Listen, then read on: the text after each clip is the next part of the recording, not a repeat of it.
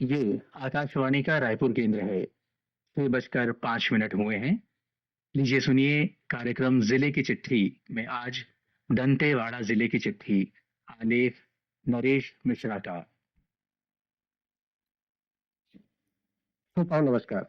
जिले की चिट्ठी के आज के अंक में हम लेकर आए हैं दंतेवाड़ा जिले की चिट्ठी। इसके जरिए हम आपको अगले 5 मिनट में जिले में चल रही विभिन्न गतिविधियों से रूबरू करेंगे।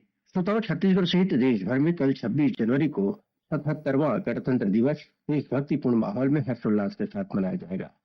गणतंत्र दिवस समारोह को लेकर दंतेवाड़ा जिले में भी तैयारियां लगभग पूरी कर ली गई है।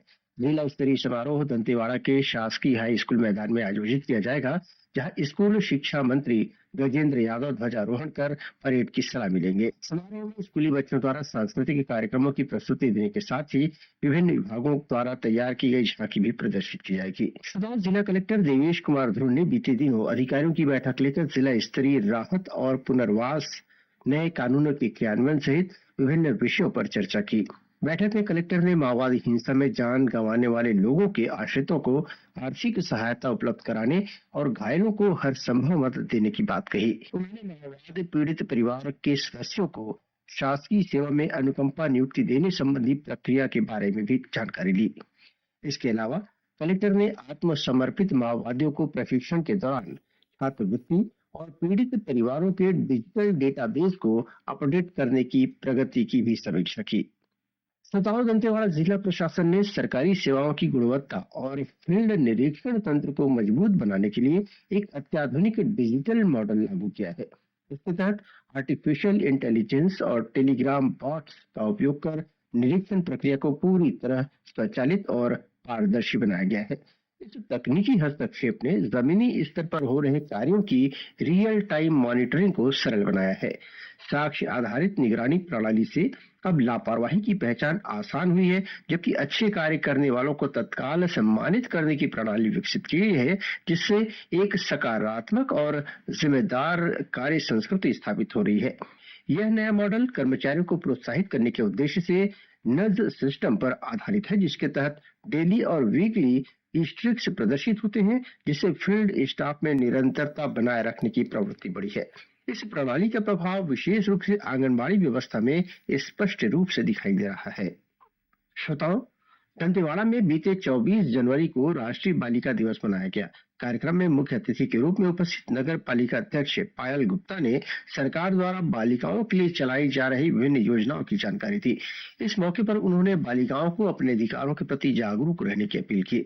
वहीं जिला महिला बाल विकास अधिकारी आभा गुरुद्वार ने जिले की प्रत्येक बालिकाओं को बेटी बचाओ बेटी पढ़ाओ अभियान का एक अभिन्न अंग बताया।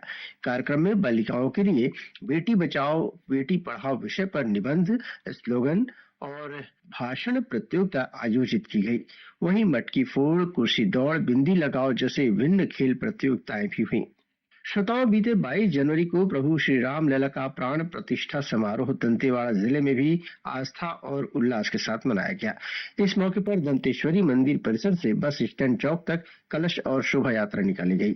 प्रभु श्री राम के जयकारे के साथ निकाली गई इस शोभा यात्रा में स्कूली बच्चे, गायत्री परिवार और ग्रामीण बड़ी संख्या में शामिल हुए। जिले के विभिन्न स्थानों पर मानस मंडलियों द्वारा रामचरितमानस का पाठ भी किया गया। वहीं लोगों ने अपने अपने घरों में दिए जलाकर दीपोत्सव मनाया।